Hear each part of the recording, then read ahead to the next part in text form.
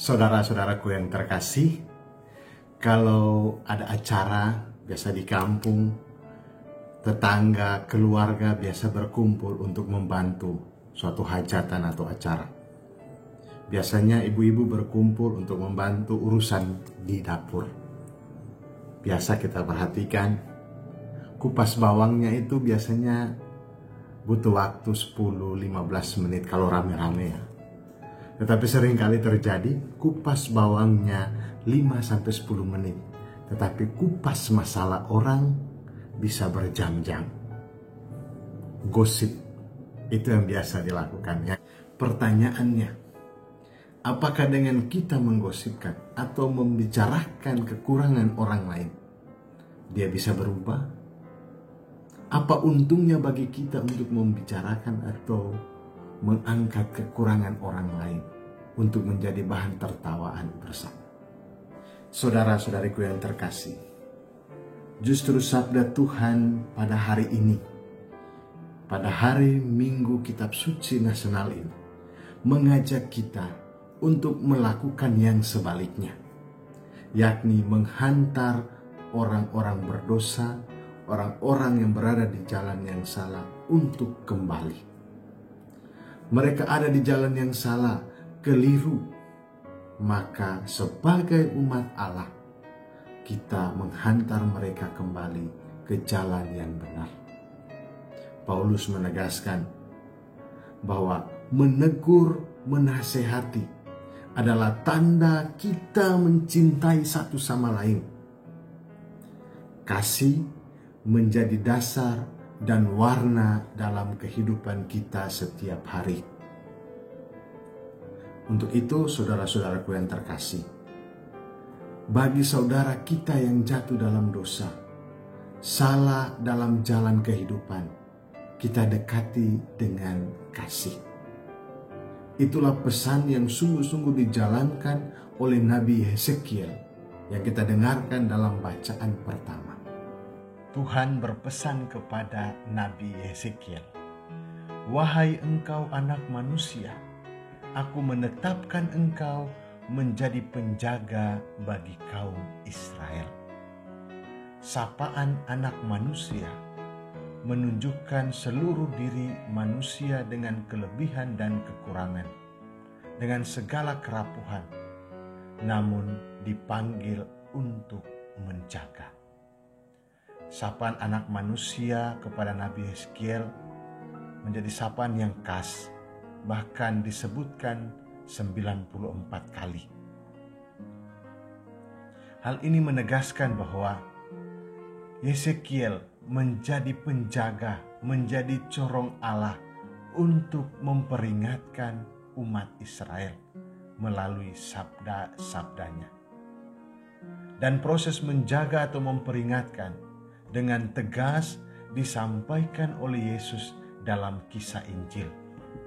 Mulai dengan menegur atau menasihati di bawah 4 mata.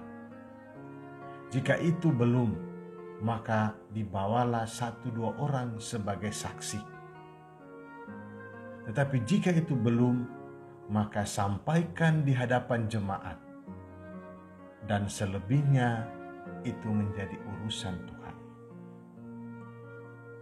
Lakukan semuanya itu dengan lembut hati, tanpa saling memvonis, tanpa saling menghakimi. Saudara-saudaraku yang terkasih, sebagai penjaga, maka kita menasihati, menegur, dan mengarahkan untuk menghantar orang menjadi lebih baik, menghantar yang berdosa kembali ke jalan yang benar. Selebihnya adalah tugas dan tanggung jawab pribadi. Jika mereka mendengar nasihat kita dan melakukannya, maka itu menjadi suatu sukacita. Tetapi jika mereka mendengar tetapi abai, cuek, acuh, itu menjadi pertanggungjawabannya di hadapan Allah. Namun, berhadapan dengan situasi seperti ini, seringkali kita jengkel, kecewa, marah, karena nasihat kita tidak digubris. Kita sudah nasihati sebagai teman, kita sudah ingatkan, tapi toh tetap dia lakukan. Kita stres karena nasihat kita tidak didengarkan, itu karena kita mencintai dia, kita menginginkan dia baik. Tetapi tidak harus berada di dalam situasi seperti itu, karena merugikan diri kita sendiri. Yang mau kita lakukan adalah menyerahkan ke dalam penyelenggaraan Tuhan. Kecewa, marah ketika orang tidak mendengarkan nasihat kita, tidak menghiraukan, tenang saja. Mari kita bawa di dalam doa. Karena doa mau menyatakan bahwa Tuhanlah yang bertindak. Kita diundang untuk terlibat, ambil bagian di dalamnya. Dengan doa berarti kita melibatkan Tuhan, sehingga teguran, nasihat kita menjadi bermakna bagi saudara-saudari kita. Saudara-saudari yang terkasih, di dalam kehidupan kita setiap hari, terkadang banyak waktu habis percuma dengan hal-hal yang tidak berguna. Misalnya seperti tadi, menceritakan kekurangan orang lain, ngegosip, ngerumpi, dan lain-lain. Sekarang ini dengan sabda Tuhan, ajakan Tuhan sendiri untuk kita semua dipanggil kembali, dipanggil ke jalan yang benar, dipanggil untuk menjadi penjaga satu sama lain. Untuk itu, supaya bisa menjadi penjaga satu sama lain, yang menjadi corong Allah untuk saling menghidupkan satu sama lain, mari kita singkirkan segala penghalang sabda, seperti kebencian, iri hati. Kita singkirkan semua itu dengan sikap yang lembut dan penuh kasih. Kita juga mencairkan hati kita yang beku, supaya bisa memiliki bela rasa untuk bisa memahami satu sama lain.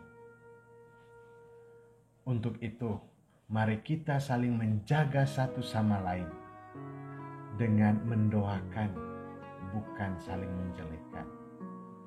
Dengan menasehati satu sama lain, bukan saling menceritakan atau melihat kekurangan. Dengan saling mencintai, bukan saling membenci. Mulailah itu semua dari diri sendiri dengan mau ditegur dan mau dinasehati. Libatkan Allah di dalamnya, libatkan Tuhan di dalam setiap tindakan kita. Maka hidup kita dilandasi oleh kasih dan damai sejahtera akan memenuhi hidup kita. Selamat hari Minggu, Tuhan memberkati.